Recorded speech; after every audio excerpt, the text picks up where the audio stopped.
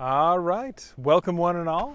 Thank you guys for joining us for today's live stream, this week's live stream here at Sonoma County Wildlife Rescue. My name's Dan, Dr. Dan Femini. I'm the veterinarian for the facility, and today I have a special privilege, get to return a couple animals to the wild. And so today I'll be returning a couple skunks.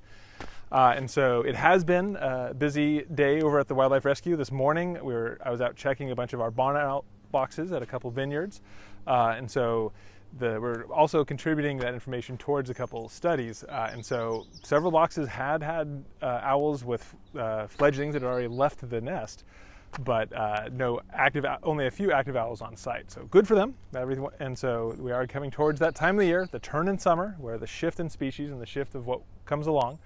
After that, we did a couple surgeries at the center today. We had a couple severe facial trauma cases that had to patch back up. And so next week, when we do another check-in at all the patients at the center, I'll let you see those guys. But everyone came through the procedure just fine. And so the numbers at the center are back up. And so we have, even though we are fortunate to be able to return a lot of our patients to the wild, more of them keep on coming in, including quite a few being transferred from other centers because we're fortunate enough to have a bit more space. So we're back up to 150 patients on site receiving care. In terms of quick updates for those of you who have watched our live streams before, next week, if all goes on track, we'll be able to see those beavers and the young otter, hopefully all together in the aquatic mammal enclosure. The golden eagle that came in last week did remain stable. No evidence of murmur on my evaluation after the live stream, and so it was transferred to a center that more specializes in the very prolonged care that golden eagles need, 5 years sometimes, to get them trained up for release. But last I heard, doing well. And so there's been a lot going on. Do we have some people joining us? Okay, excellent. So, Heard loud and clear. Hey, all right, the microphone is working. Excellent, excellent. So I'm a little bit nervous today. And so while I've worked with the full spectrum of species at the clinic, I've never personally released a skunk before. And so the animal care team, they are much braver folks than I am when it comes to reaching in and grabbing skunks. When they handed me these two, because we decided which ones were ready for release and to use for the live stream, they said, oh, one of them's already emptied those anal glands on me, so you're all set. And so I asked her, well, what do you do about the smell? Like, how do you get it out? She's like, oh, people just have to get used to it. And so I was like, oh, I don't know if I'm ready for that. How long does it last? Well, in hair and clothes, about a month. A month! So we'll see. This may be a long-standing impact from today, but skunks are an important part of our native ecosystem. So we do want to support them. They are defensive creatures. They're not aggressive. They're not trying to get out and get you. That spray is a defensive posture. And so they, however, it is not a quiet defense like those opossums we released last time, a couple weeks ago. They are defensive, just scurrying away. These guys are more of a confident defense, where most of the time when they come out, they're going to come out tails up. They might do the little skunk stomp, and so we'll see. And so hopefully I'm not going to have to reach in to grab them, because going in there is just a recipe for getting sprayed, because those anal glands are not just passive poofers. They have like little turrets, and they will aim for you, and they will aim for your eyeballs if they can. And so it can be quite an explosive adventure. Skunks are mustelids. That's the same group as badgers and weasels and whatnot. And so then they are really proficient burrowers. And so here when we go to release an animal, we look up at the exact location where it was found, and we look for the closest appropriate site. So we just pull up Google Maps, take a look, and so we can't go too far afield. Just by state law, they're supposed to be released in the immediate vicinity. We're about a block and a half from where these were found, and so we came out here a few minutes early, scouted out the site. We're a good 100 yards, it looks like. We're just happen to be lucky and find this pocket of wild, which is what's wonderful about Sonoma County. We have freeway like a mile and a half that way. We have suburban homes in like every direction if you were to take 100 paces, but we have this nice little pocket for our wildlife to thrive in. And so, okay, All right, so any questions before I get to the skunks? Any questions at all? No questions? I know there's like a 1 minute lag between when this films and the Facebook comments come in and we can see it. So I'll just wait 1 more minute. I do have my special skunk gloves because these will smell forever from their previous use. We do have our skunk carrier, and so there's no questions? Volunteer says congrats on your first release. I haven't gotten sprayed yet while volunteering, but I'm sure I will at some point. All right, so I appreciate that comment, Maria. And yes, that is just a rite of passage to get sprayed sooner or later. That is very, very true. How old are the babies? Oh, how old are the babies? Yes. Okay. So these skunks, they were, they just got their canines in. And so that is our marker for when a skunk is mature enough to be able to consume, to find and capture enough prey, as well as like the general behavior and activity. But they have the physical development to have those adult canines in. And so that means that they are capable of caring for themselves if all else is going well. These guys weigh about this, so they came in, they were found in Sonoma County. Someone happened to take them to Marin County's Wildlife Rescue, who then transferred them to us. And so they found them about 5 weeks ago or so, and they were only 150 grams at that time. In a week, they had almost doubled to 220. 2 weeks later, they doubled again. 2 weeks later, they doubled again. And so now these guys are almost a kilogram, which is a little over 2 pounds, 2.2 pounds. And so the females at full size, they'll be like 2.2 pounds, 2.5 pounds. The males will be bigger. Sometimes you get a chubby male who's much bigger. I mean, some of them are going to be weighing in almost 7 pounds. And so how old? So this one is, it came to us already off the bottle, already eating solid food, but quite young. So you're talking a matter of several months old. And so lifespan in the wild is only going to be a couple years because they get predated upon so frequently. They can only spray so often. In captivity, they can live quite a bit longer, up to 8 or 10 years or so, typically, if all goes well. All right, any other questions? Okay. What do skunks eat? What do skunks eat? So skunks are ravenous omnivores. They're going to go for grubs and insects. If they happen to come across a rodent, they'll take that down too. If you leave cat food out, they'll certainly come for it, and the eggs as well. And so they're going to be a scavenging mustelid. So they'll eat a variety. They'll eat some vegetable sources as well, but a lot of insects, rodents, and earthworms, things along those lines. Okay. All right. I guess I've put this off as long as we can. All right. So my plan is going to be I'm going to turn and open the carrier, and then the skunks should hop out.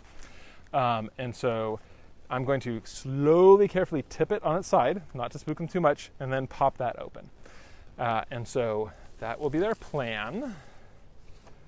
So I'm going to open up that far flap from me, and then turn this ever so slowly on its side so we don't spook our skunks. I'm tempted to go look in those holes, but that's definitely asking to get sprayed. And so, all right, here we go. And you're free. So we'll give it a minute. If need be, yes, we will go in there and see. I might take just one step away, see if that helps them find their bravery. And so, all right, so from the camera view, can you see any evidence of them? All right, well, let's kind of angle a step over and back so we can show them off better. Now, there's no way we're actively going to be outside of their spray range. If they really want to spray, even at this size, then they can hit a target 12 feet away pretty easy. So there's no way we're going to be out of range should they feel so inclined. But, there's that. Look at that. It's the world. It's the whole wide world. So, yes, several-month-old skunk, the equivalent of a teenager, and if you're trying to compare to like human development. And so this pair had come in together. They were just found orphaned. And they didn't have any major medical issues. At one point, one started to dip in weight a little bit, so we intervened in terms of basic care, and it bounced right back. Very calm, very mellow release so far. And so I noticed there's all sorts of smaller burrows around here, so this is a good burrowing territory, so good choice. Oh, there's that stomp. And so they will do kind of all. Oh yeah, tail is letting us know what we're dealing with. Are you backing up? All right, let's swing a little bit further around so we can keep a good eye. And so, yeah, so the skunks have their option right now. There's some trees in one direction, there's a dry creek bed in another, and so they are exploring their area. Oh, there's that stomp again.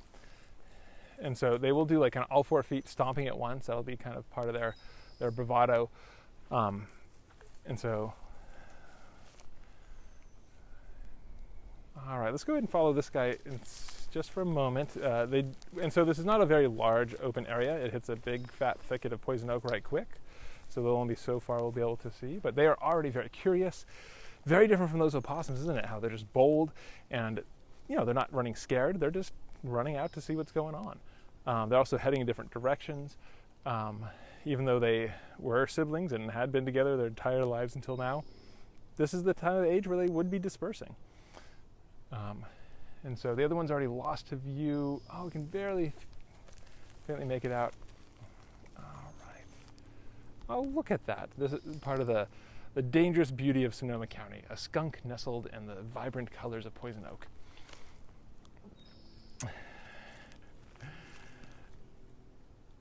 And so the striped skunk, which is what we have typically in Sonoma County, is by far and away the most common species. If you go a county north up to Mendocino, there's actually more species of skunk. There'll be spotted skunks too. We've had a couple get transferred into the center over the years, and it's possible there's spotted skunks in our area, but I've never encountered them natively.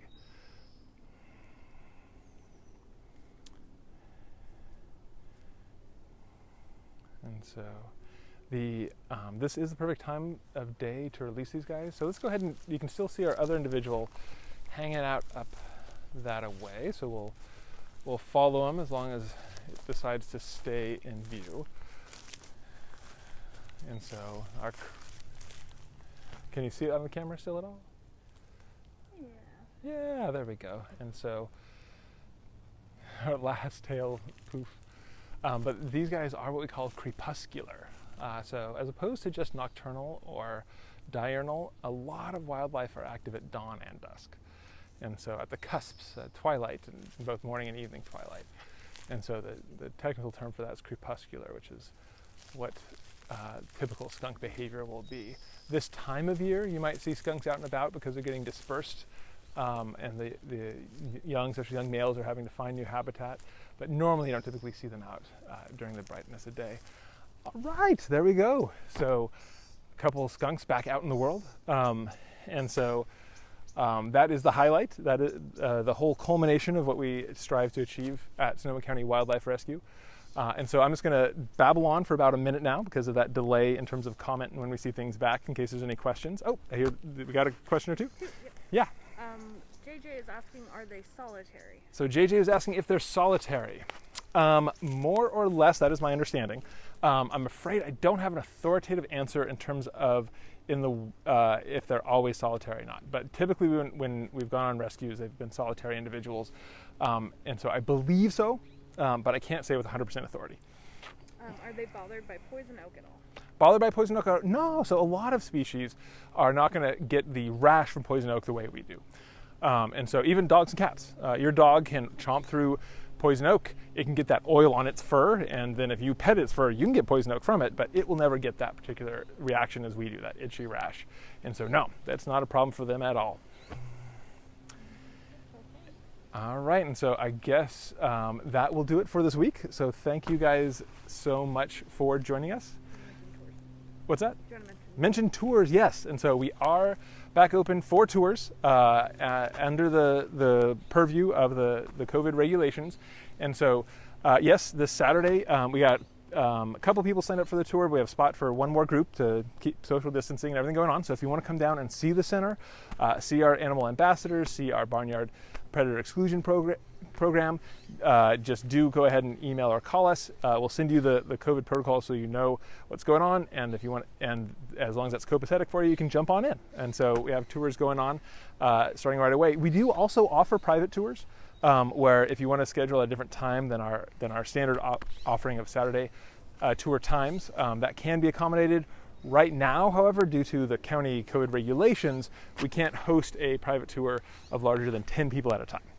And so if you got a group of 10 that wants to come down and have a private tour, we're happy to accommodate that as well. Any last questions before we sign off? All right, well then thank you guys so much.